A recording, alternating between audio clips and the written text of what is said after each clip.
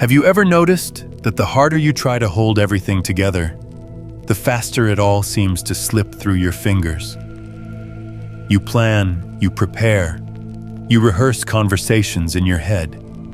You imagine what to say if they look at you a certain way, or how you'll respond if things don't go according to plan. And yet, somehow, despite all that effort, life refuses to bend to your will.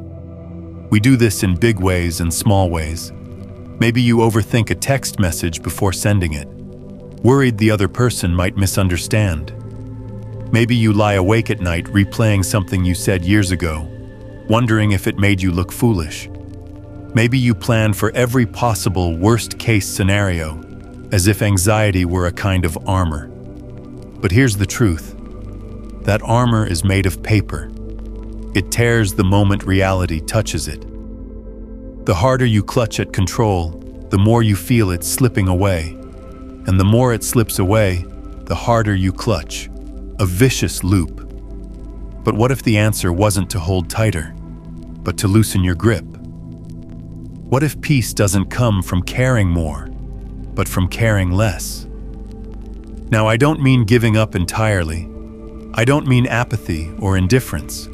I mean something far more intentional. Choosing, deliberately, what is worthy of your care, and letting the rest drift past you like leaves on a stream. Because here's the strange thing. When you stop trying to carry everything, life has a way of arranging itself. The pieces you actually need stay. The rest was never yours to hold in the first place.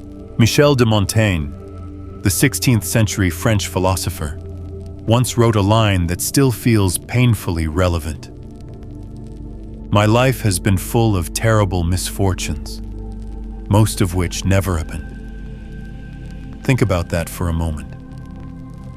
How much of your suffering exists only in your imagination? How many nights have you lost to fears that never came true? How many conversations have you rehearsed for situations that never unfolded? Montaigne understood something we still struggle to accept. Reality rarely hurts us as much as our minds do. It's not the event itself, it's the story we tell ourselves about it. The human mind is a master storyteller, and unfortunately, it has a bias toward tragedy. When you care about everything, every rumor, every opinion, every possibility, your attention becomes like a flashlight scanning every shadow for danger. And when you shine your light everywhere, you end up seeing monsters in the dark that were never there. Montaigne's wisdom was disarmingly simple. You cannot fight every battle. You cannot answer every critic. You cannot prevent every bad thing from happening. So stop trying. Not because life is hopeless, but because your energy is precious. Live in the reality in front of you, not in the one inside your head. Care deeply about the few things that truly matter to you. And for everything else, smile. Let it pass. It was never meant to stay. Think of Anna. Anna was the kind of person who always had a mental to-do list, not just for her day, but for her life. She worried about what her coworkers thought of her. She rehearsed every meeting in her head the night before. She wrote down backup plans for conversations. She even calculated how she would survive if everything went wrong 5 years from now. She believed this was being responsible. She believed worrying was a form of control. That if she thought through every possibility, she could somehow prevent pain. But instead, she became trapped. Opportunities passed her by because she was too busy preparing for problems that never arrived. She turned down a promotion because she imagined 100 ways she might fail at it. She avoided friendships because she predicted 100 ways they might end. Then, one day, after losing a promotion she had obsessed over for months, Anna decided to run an experiment. For 1 week, she would care less. She wouldn't over-explain. She wouldn't overthink. She'd do her work, and then she would stop thinking about it. That week changed everything. She slept better. She smiled more. And strangely, the people around her seemed to respond better too. Because when you care less about controlling everything, you make room for something else to enter. Life itself. Psychologists have a term for what Anna experienced.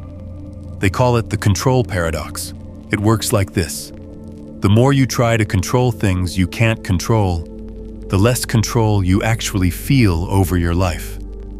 Your brain confuses thinking about a problem with solving a problem. It rewards you with a false sense of security just for running through all the what-ifs.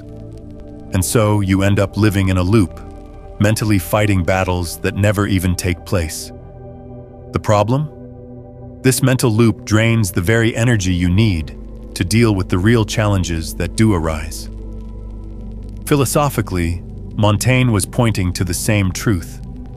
We don't actually live in the present. We live in the anticipation of what could go wrong. We spend more time bracing for impact than we do experiencing the actual moment we're in.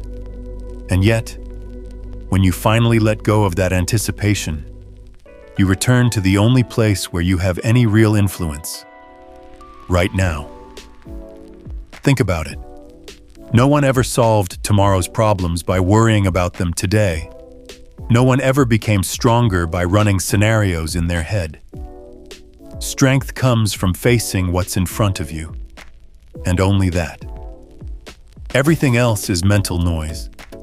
When you strip away the noise, you start to see life as it actually is. Not a constant threat, but a shifting landscape, where your attention is the most precious resource you own. And once you realize that, you stop scattering it everywhere. You stop trying to keep the whole world in order.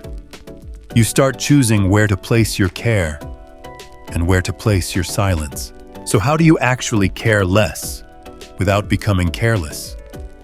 It's not about detachment from life. It's about attachment to the right things. Here are 3 simple but powerful practices. 1. Delay your reaction. When something upsets you, resist the urge to respond immediately.